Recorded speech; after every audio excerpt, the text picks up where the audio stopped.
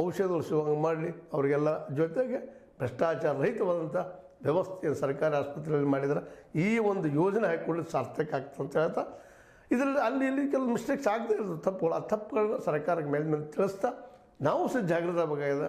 ಈ ನಮ್ಮ ಈ ಜನ ಯಾಕಪ್ಪ ಅಂತಂದ್ರೆ ರೋಗನ ಅನುಭವಿಸುವಂಥ ಜನ ಜೊತೆಗಿದ್ದವರು ಸಹ ಸಹನೆಯಿಂದ ಈ ಕೊಟ್ಟಂಥ ಲಾಭವನ್ನು ತೆಗೆದುಕೊಳ್ಳೋದು ಭಾಳ ಯೋಗ್ಯ. 5 ರೋಜ್ ಜೊತೆಗೆ 6ನೇದಾಗಿದೆ ಈ ನಮ್ಮ ಆರೋಗ್ಯದ ಬದಲಾಗಿ ಇನ್ನು ಶಿಕ್ಷಣ ಬದಲಾಗಿ ಎಲ್ಲರಿಗೂ ಸಿಗುವಂಥದ್ದು ಒಂದು ಆಗಿ ಬಿಡ್ತಪ್ಪ ಅಂದ್ರೆ free education up to higher education ತನಕ ಅಂತ ಆಯ್ತು ಅಂದರೆ, ಉನ್ನತ ಶಿಕ್ಷಣ ತನಕ ಫ್ರೀ ಆಯ್ತು ಅಂದರೆ ನಿಜವಾಗಿಯೂ ಸಿದ್ದರಾಮಯ್ಯನವರು ಒಬ್ಬ ಇತಿಹಾಸ ಹಿಡಿಯುವಂಥ ಮನುಷ್ಯ ಅಥವಾ ಪುರುಷ ಆಗಿ ಹೋಗ್ತಾರೆ ಅನ್ನೋದು ಎರಡು ಮಾತಿಲ್ಲ. ಅವರು ಈಗ ಮಾಡಿದಂಥ ಕೆಲಸಗಳು ಮೆಚ್ಚುವಂಥವು. ಇವತ್ತು 5 ಗ್ಯಾರಂಟಿಗಳಾಗಿರ್ಬೋದು, ಇದು 6ನೇ ಒಂದು ಆರೋಗ್ಯ ಗ್ಯಾರಂಟಿ ಆಗಿರ್ಬೋದು.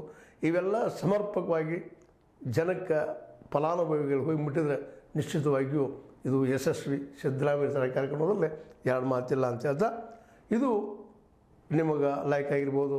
ಯಾಕೆಂದರೆ ಕ್ಯಾನ್ಸರ್ ಅಂತ ರೋಗಿಗಳು ವರ್ಷಕ್ಕೆ 70,000 ಸಣ್ಣದಲ್ಲ. ಜೊತೆಗೆ ಹೃದಯಕ್ಕೆ ಸಂಬಂಧಿಸಿದ ರೋಗಗಳು ಹೆಚ್ಚಾಗ್ತಾ ಇದ್ದಾವೆ ರೋಗಿಗಳಲ್ಲೇ. ಅವ್ರಿಗೂ ಇದೊಂದು ಈ ಹೊಸ ಯೋಜನೆ ಅನುಕೂಲ ಆಗ್ತದೆ ಅನ್ನೋದು ಒಂದು ಭರವಸೆ ಇಲ್ಲ. ಜಿಲ್ಲಾ ಮಟ್ಟದ ಮತ್ತು ತಾಲೂಕು ಮಟ್ಟಕ್ಕೂ ಬರಲಿ ಮತ್ತು ಆಶಯ ಮಾಡ್ತಾ, ಇದು ನಿಮ್ಗೆ ಲೈಕ್ ಆಗಿರ್ಬೋದು. ಲೈಕ್ ಮಾಡಿರಿ, ಶೇರ್ ಮಾಡಿರಿ, ಕಮೆಂಟ್ ಮಾಡಿರಿ, ಜೊತೆ ಸಬ್ಸ್ಕ್ರೈಬ್ ನಿಲ್ಲಿಸಿಕೋಬೇಡ್ರಿ. H16 ನ್ಯೂಸ್ ಅರ್ಥತೆ ಸೀತಾರಾಮ್, ಇದು ಸತ್ಯದ ಕೈಗನ್ನಡಿ. ವಂದನೆಗಳು.